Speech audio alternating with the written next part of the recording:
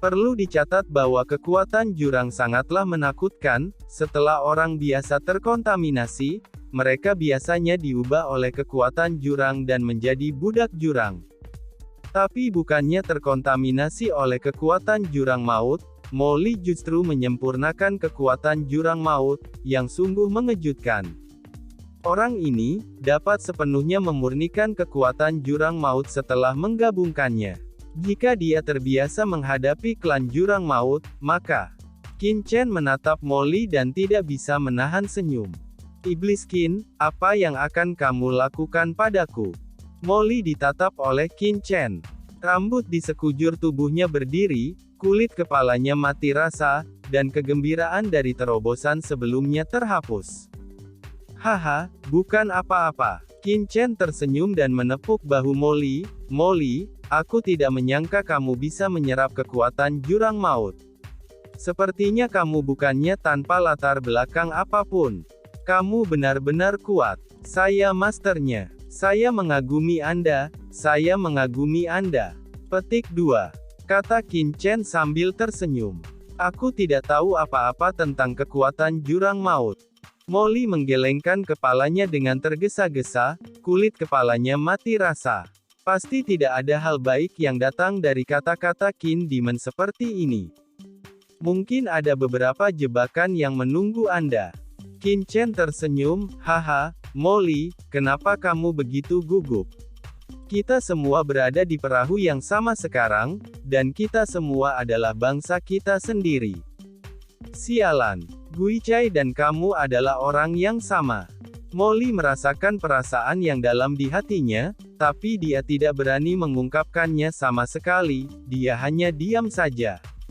Saat ini, wajah Kaisar Netherworld dingin dan dia berkata, Nak Qin Chen, orang ini bisa menelan dan menyerap kekuatan jurang maut. Sungguh aneh. Jika dia dibiarkan tumbuh, dia mungkin menjadi bencana di masa depan. Bagaimana kalau Kaisar Netherworld? Dia segera membuat gerakan untuk memotong leher Molly. Paman, apa yang dikatakan Kaisar Netherworld benar. Saya belum pernah mendengar ada orang di dunia ini yang bisa menelan kekuatan jurang maut. Pasti ada yang salah dengan anak ini dan dia tidak bisa ditinggalkan di sini. Kaisar Abadi berteriak dengan tegas. Di dunia yang kacau, mata orang lain yang memandang Molly berangsur-angsur menjadi lebih dingin. Jurang maut adalah musuh publik alam semesta. Tidak peduli mengapa Molly mampu menelan kekuatan jurang maut, selama orang ini terkait dengan jurang maut, dia lebih memilih membunuh 100 orang secara tidak sengaja daripada melepaskan satu orang pun. Niat membunuh yang tak terhitung jumlahnya melonjak ke depan, otot-otot Molly menegang, dan dia menatap sekeliling, jantungnya tenggelam. Ini adalah dunia batin Iblis Qin. Begitu Iblis Qin terpengaruh oleh orang-orang ini, dia pasti akan mati. Tanpa diduga, Qin Chen hanya tersenyum lembut, jangan khawatir, semuanya, Molly adalah salah satu dari kita, saya yakin dia tidak akan membahayakan lautan alam semesta. Tapi Paman, tidak perlu mengatakan apapun lebih lanjut. Kaisar Abadi masih ingin mengatakan, dia terus mengatakan sesuatu, tetapi segera disela oleh Qin Chen. Qin Chen berkata dengan tenang, orang ini dan saya bertarung bersama dari tingkat yang lebih rendah. Meskipun Demon Lee ini tidak terlalu tampan, dia memiliki temperamen yang aneh dan juga sangat sombong. Dia terlihat seperti bos dari Raja Surgawi, dia tidak memiliki kemampuan khusus, tapi dia suka pamer. Beberapa orientasinya juga sangat aneh, dan dia selalu terlihat menyeret. Tapi karakternya tetap bisa dipercaya. Dalam menghadapi benar dan salah, aku percaya padanya. Molly. Iblis Qin, apakah kamu memujiku atau menyakitiku? Tapi entah kenapa, Molly entah kenapa terharu saat mendengar apa yang dikatakan Qin Chen. Ya, sepanjang perjalanan dari benua Tianwu, apakah dia menghadapi iblis asing di alam bawah atau menghadapi leluhur iblis Yuan setelah datang ke surga, Molly pada dasarnya berdiri di sisi keadilan. Setidaknya dia tidak membantu para tiran, merugikan umat manusia, atau merugikan umat manusia alam semesta asli yang melahirkannya. Cukup, tidak peduli mentalitas seperti apa yang dia miliki saat itu, sebagai putra takdir dengan darah iblis, tidak mudah baginya untuk melakukan ini. Sebab siapapun mudah sekali rusak, namun tidak mudah menahan hawa nafsu dan tidak dikuasai hawa nafsunya sendiri.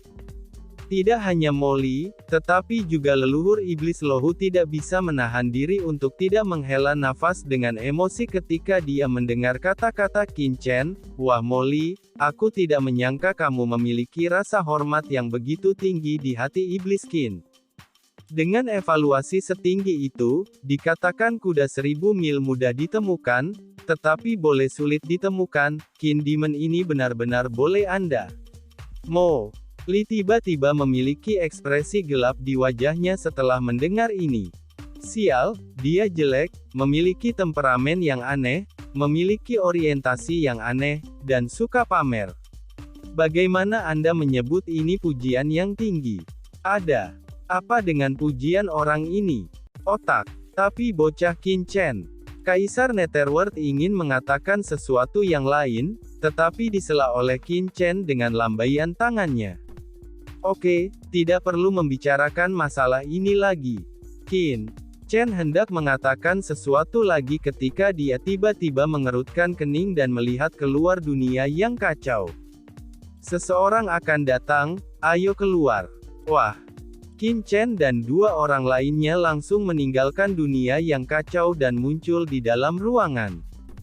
Saat mereka bertiga muncul, boom, aura menakutkan langsung turun ke dunia ini, langsung menutupi seluruh halaman di Star Guardian Island, dan bangunan. Semua orang mendongak ketakutan dan melihat sosok gelap muncul dari langit yang luas. Ini adalah seorang wanita yang mengenakan baju besi berongga dan jubah besar, dengan rambut hitam terbang tertiup angin. Dia nakal dan sangat centil dan mendominasi, seketika mengejutkan semua orang di Pulau Stargard. Di samping wanita ini, Yuhu raksasa berdiri dengan hormat, seperti seorang pelayan. Permaisuri Taiyin, murid Kaisar Abadi menyusut dan dia berkata perlahan. Pada saat yang sama, dia menatap Qin Chen dengan kaget.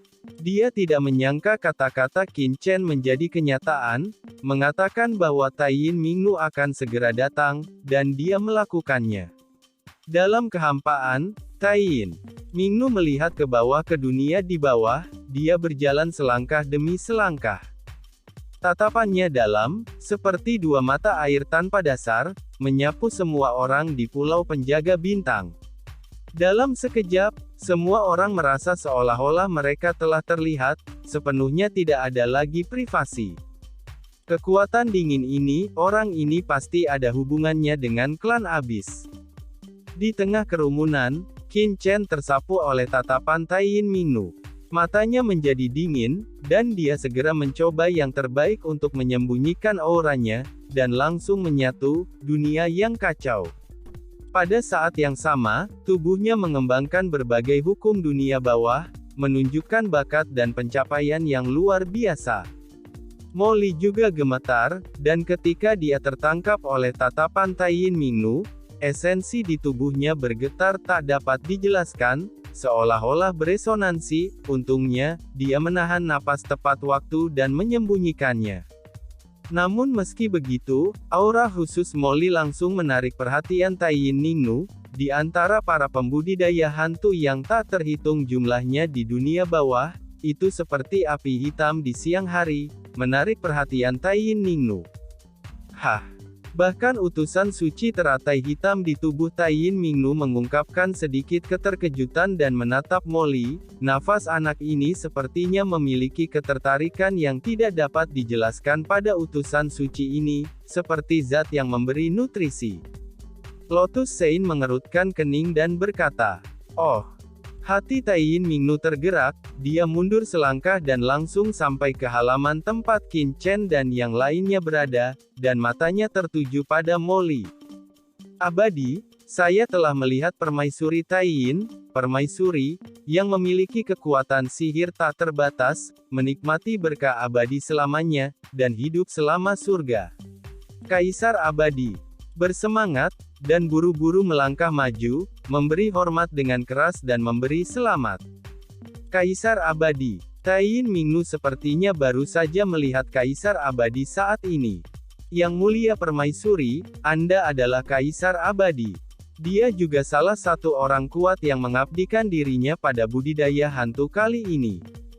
Saat Anda mengasingkan diri, bawahan Anda ingin mengirimi Anda pesan, kata Yuhu raksasa buru-buru dari sisi. Oh. Taiyin Mingnu terkejut, memandang Kaisar abadi, dan segera tertawa, menarik, Kaisar abadi, angin macam apa yang membawamu ke sini? Kaisar ini sangat bersinar. Taiyin Mingnu mencibir lagi dan lagi.